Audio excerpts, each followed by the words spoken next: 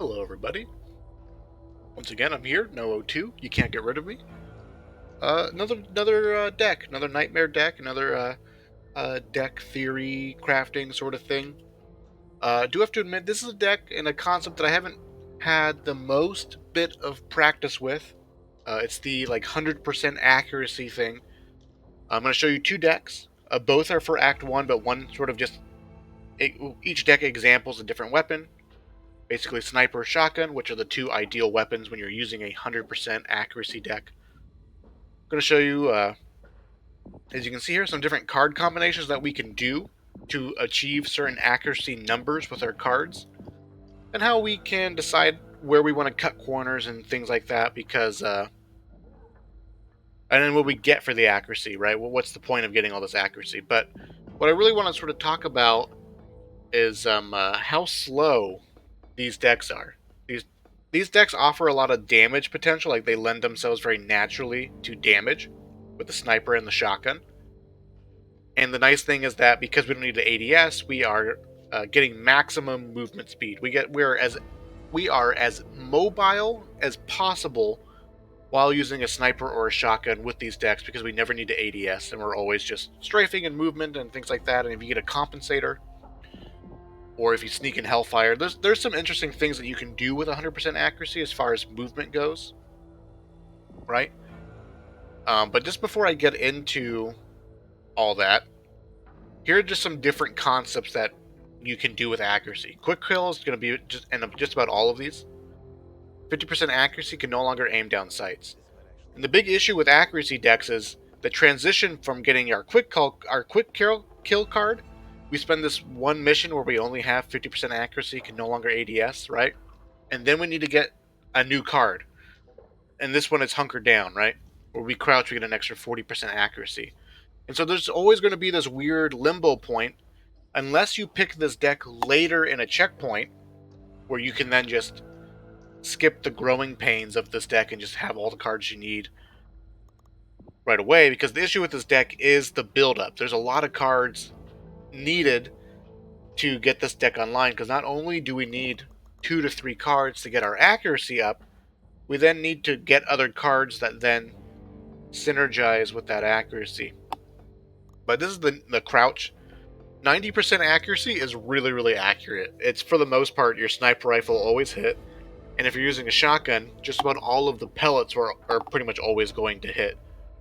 80%'s pretty close too, but I have noticed, like, if you're moving with 80%, sometimes your crosshair will like bloom and things like that. Or if you jump and things like that. So like 90% is going to offer you, in theory, all the mobility, but we have to crouch.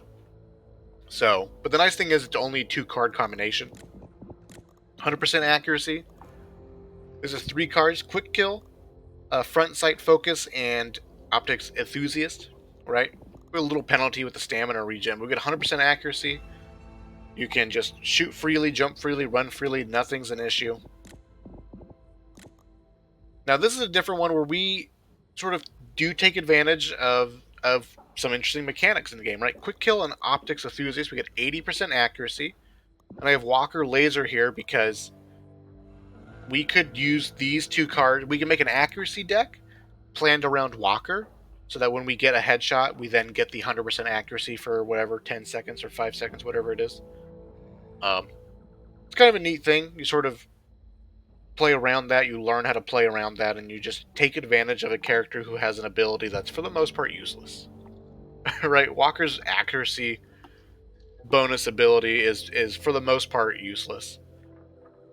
Because of ADSing and just how accurate some of the guns are hip firing anyways. But here we can sort of take advantage of that and get the 100% accuracy and skip a card doing so. Same thing with the laser sight. The blue laser sight gives you 20% accuracy, so you can just pick that up. I do really like the idea of using an accessory on the weapon to skip a card, right? If we can use a thing in-game and cut a card out of our deck, that's going to make our deck way more lean and 1 card faster as far as getting our accuracy wombo combo online. Same thing with the 90% accuracy. You can get 100%, but it doesn't really matter on this one because we're hunkered down anyway, so it's just like I think there's a natural bonus to accuracy anyways when you crouch. I don't know how this works as far as if one overrides the other. And then 70% accuracy. This works best in Act 4, where you're pretty much guaranteed access to a purple laser sight, which gives you plus 30% hip fire, or plus 30% accuracy. But again, this sort of just plays into the idea of we cut out optics enthusiasts, lose 10% accuracy, but we gain that stamina efficiency back, right? We don't have the negative effects of optics enthusiasts. That's the only reason why I'm showing it, is because this just offers the maximum amount of mobility that we possibly have while running an accuracy deck as these two cards. And then we compensate with either Walker or a laser sight. Because even if you get a blue laser sight and you get up to 90% accuracy, again, it's just like, for the most part, you're a laser beam, and it's all great. But what do we get for the accuracy? What are we looking for? What do we care about? The best card really that we get access to now, because we don't need an ADS anymore, and in fact we can't, is Mag Coupler. 50% reload speed. And then if we couple that with reload drills and magwell, 100% reload speed, right? Reload super fast. So the nice thing for sniper rifles is that now our DPS is great. We literally double our DPS once we get our 2 to 3 accuracy cards and then our 3 reload cards, right? And you can sort of see the issue is we have a 5 to 6 card combo, sort of just to get our thing up to snuff and ready to go, right? Or like double grenade pouch, bomb squad, improvised explosives. 3 cards, does a very clean, neat thing. Awesome. In order to get our sniper rifle to kill tall boys with efficiency, we need 5 to 6 cards, right? And it's just a lot of cards, and it's a really strange deck to sort of build into, especially if you're going to start with this deck at a 1/1 checkpoint of any given act or whatever. Then also too, like just all the cards that take rid of our ADS. Killer Instinct's a great pickup. Motorcycle Helmet it is the best in this circumstance, would be the best card for as far as durability and things like that. Hyper Focus, we don't need the ADS, so the penalty doesn't matter. Right, so just some interesting things to think about. It obviously lends itself very naturally to doing maximum DPS with your weapon. And so we're going to be, I'm going to be showcasing 2 decks that play around that concept. These are basically DPS-based decks, but we use a weapon to do it. But I couldn't get rid of Hazard Pay, Double Grenade Pouch, especially if you're going to use this deck from the first checkpoint of any given act. You just want your foundation. It's super solid, super reliable, and will get you through many, many problems. Now we have Mad Dash, though. This is for the sniper deck. We can't run, at least ideally I don't want to run like hell, because if you take damage, then it throws off our accuracy calculations, right? But the neat thing here is that because we're using Mad Dash, remember that like sprint jump sort of technique with the sniper rifle, right? You shouldn't just be sprint jumping all the time, but if there's like a horde and it's triggered, right, and it's running at you, but there's a tall boy off in the distance and you're sort of out of position, you can shoot, sprint, jump, and shoot. And even though we're not ADSing with the sprint jump, you still lose movement speed when you're pulling the lever on the sniper rifle, because it still counts you as in like a shooting animation. Now you can sprint, jump, shoot, and you can actually eat up the lever animation, so actually it feels like you don't really stop at all as far as movement goes. Of course, that doesn't really happen until we get our accuracy up to snuff, and well, with this deck, I just went for hunker down anyways. Just forget it, because we just want to maximize the sniper damage anyways, and so even though we don't really get the advantage of the sprint jump sniper thing here because we're running hunker down, I just wanted to mention it because you might look at this deck and go, hey, you know what? I really like that sniper jump movement technique, so maybe I'll figure it out. I'll take this deck and I can figure out exactly how that goes. But I still like Mad Dash because when a horde event happens, we can still sprint, right? We just change positions really, really quickly. So we move faster with this deck than we typically would, compensate for the sniper rifle, and we can just reposition really fast. No need to shoot, jump. Just get to the new point. Just get to the new position. with haste, and then set up, hunker down, and start shooting. Superior cardio, because again, this is Act 1, so we are preparing for the crossing. Reload drills onto the crossing. This is not beneficial for the crossing at all. Ideally, we're not really running around shooting anything anyways on the crossing, because you just want to move and groove and get the bombs planted as fast as possible. If you stop to fight things, you probably die in the long run for sure. Right, but we're sort of cutting a corner here. We're cutting out cross trainers. We're cutting out extra stamina cards just because we have like 6 cards that we want to get in here to maximize our sniper DPS. So we're just going to squeeze it in here. A little greedy. We're cutting a corner.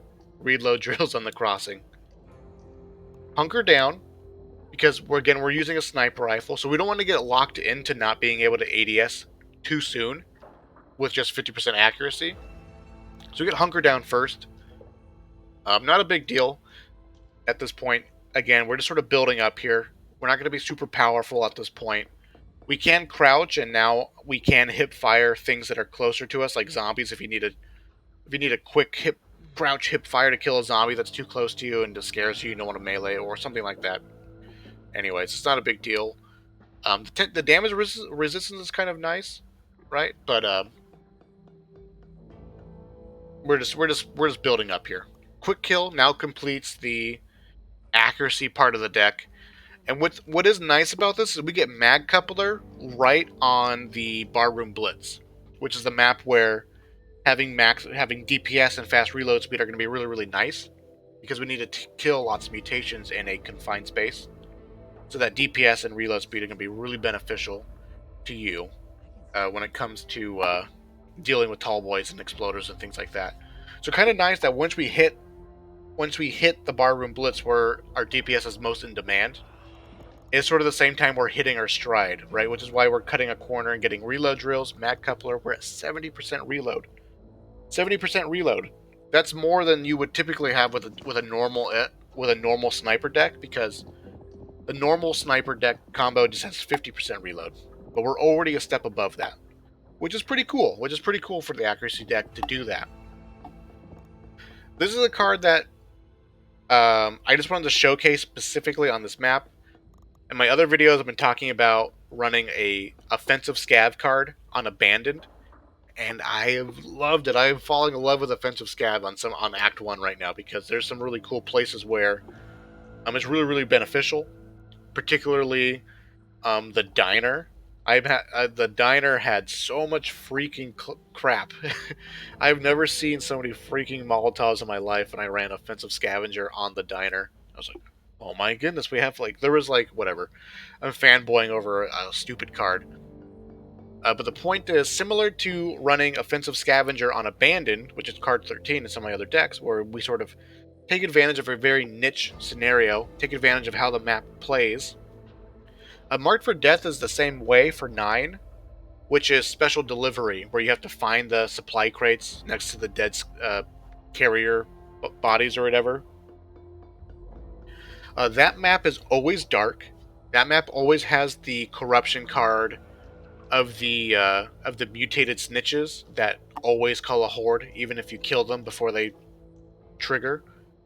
So that map's always dark, and those snitches are always walking around. So Marked for Death is actually really, really nice in terms of marking a snitch, keeping track of where it is, and potentially, marking it, shooting it, leading it away somewhere else, and then you can leave it be. So this is a really nice bit of convenience for that.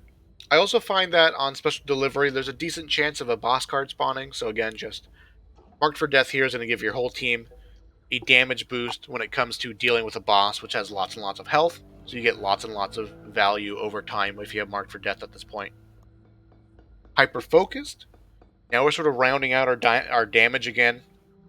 Hyper-Focus is great against all of the stingers and just about all of the exploder variants, because all of the weak spots on these stingers are pretty visible to see when they're aiming to shoot at you with their head, belly, etc.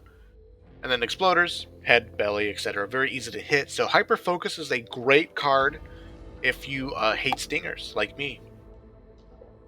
Grenade Pouch, for versatility at this point.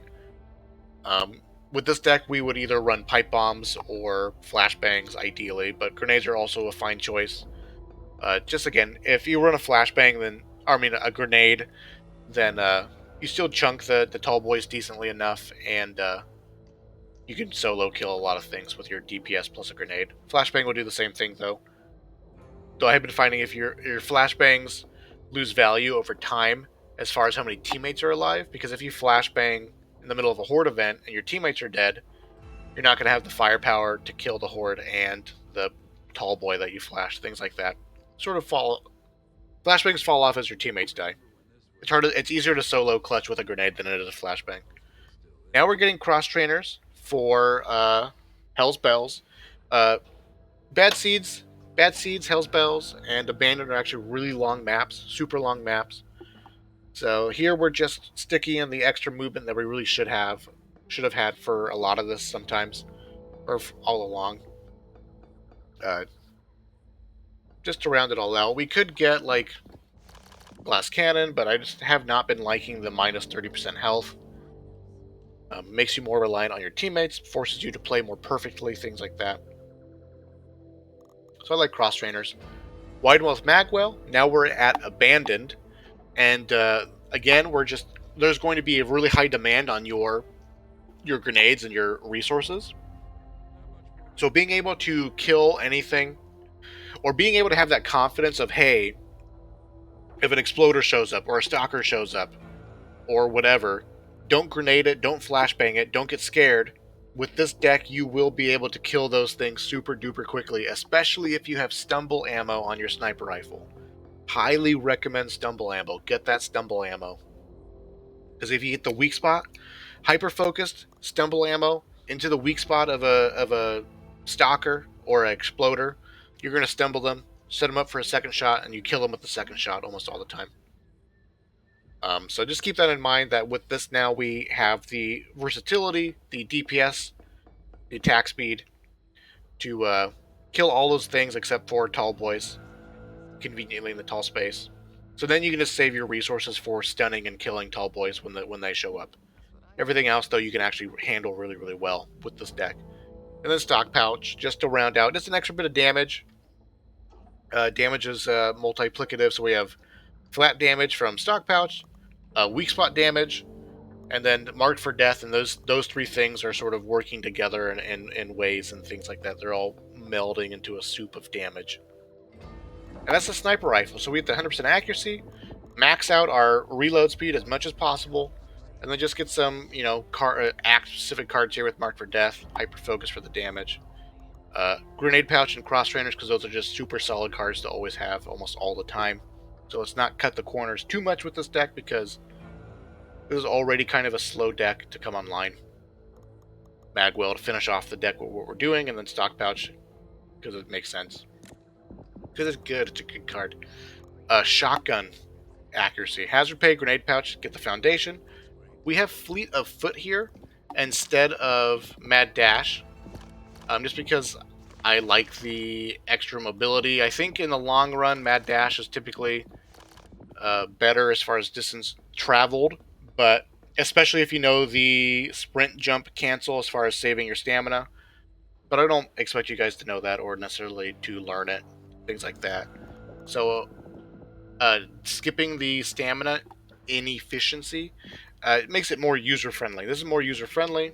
With the shotgun, we want to be getting close, backing up, getting close, right? If we want to maximize our damage, we need to understand the range of our shotgun, things like that. Get a little greedy with the range, get closer than maybe you would with a sniper rifle, things like that.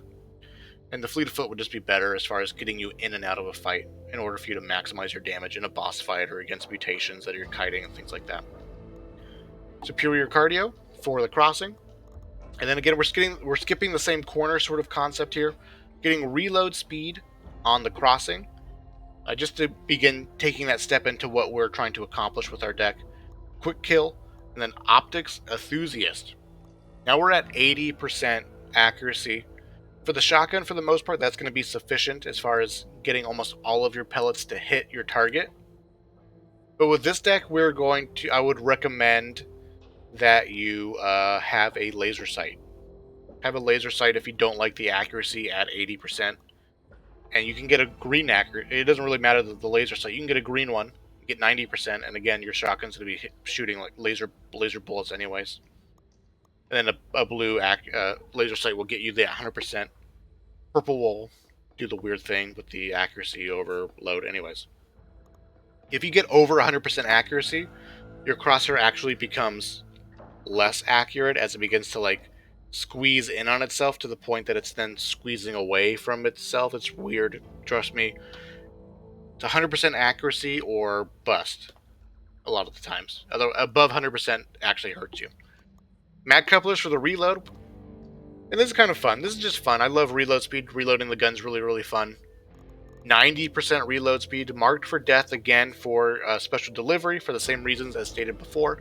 It's a really nice, convenient sort of like tech card that we can get on this map specifically. Acc-specific card. But then Shredder. Now we got the wombo combo here of marked for death and Shredder. 25% team debuff damage or whatever. Kind of neat. Every single pellet of the shotgun counts towards Shredder. So with our 80 to 90% accuracy, 80 to 100% accuracy depending on your laser sight. Or I'm sorry, 90%, 90 to 100. Yeah, I said it right. 80 to 100%. Don't doubt me. All your pellets are going to be hitting. By your second shot, you will have the Shredder debuff maxed out. Your first shot gets you almost there. I think the shotguns have like 10-ish pellets. Some of them are slightly different as far as pellet count goes. Shell Carrier for the damage and the ammo. Rolling Thunder for the damage. Though the movement speed is quite nice, again here, never having to ADS is sort of a nice convenience as far as strafing and movement in combat if you're in that sort of scenario. So with this weapon, we are going to have a slight advantage over our teammates if we're out in the open, like on Bad Seeds, actually you don't get this on Bad Seeds, but on Hell's Bells, where you're like in the woods, right, or wherever, a horde event happens and the zombies are all around you, you're going to have a slight bonus to being able to kill zombies and move at the same time with Rolling Thunder. If you're happy with the 80% accuracy and how you're doing with that, you can actually get a compensator and increase this Rolling Thunder bonus as well, but I wouldn't recommend it. The accuracy is sort of ideal as far as dealing with mutations from far away. Reload drills, wide mouth magwell. And now if we have a laser sight and we're close to that 100%, we have all this reload speed. If you have a Super 90 or the AA-12, you actually do a crap ton of damage very, very quickly with that because especially with the AA-12, which just unloads, I would recommend magazine capacity. You can dish out a crap ton of damage at things medium to close range with this deck, and then reload super fast and be ready to go because we just have, 40, 90, 140% reload speed. You reload really fast, and it's really fun. And yeah, with an AA-12, you can just mag dump into tall boys, apply Shredder, apply Marked for Death, do the extra 20% damage of our Rolling Thunder Shell Carrier, and you actually are dishing out a pretty hefty amount of DPS because the AA-12 shoots super fast. Super duper fast. So sort of a fun, neat deck that you can do here with the accuracy. So just keep this in mind. The weakness is the build-up. The build-up is always slow. Could you imagine not having Hazard Pay Grenade Pouch and having like Hunker Down Quick Kill as our first two cards? And it's just like, what do we do? On map 1, we can just crouch and shoot things really well, right? But then it's like, it's just hard to weave things in. It's hard to weave in the Acc-specific cards and get our wombo combo, especially in Act 1, especially in Act 2, and 1 because of the crossing, and then the handyman, which are movement-based things. Anything that sort of demands an extra card, as far as the act goes, will interfere pretty greatly with how early the accuracy deck can come online, things like that. Thank you guys for watching, I appreciate it, and well, I'll see you in the future.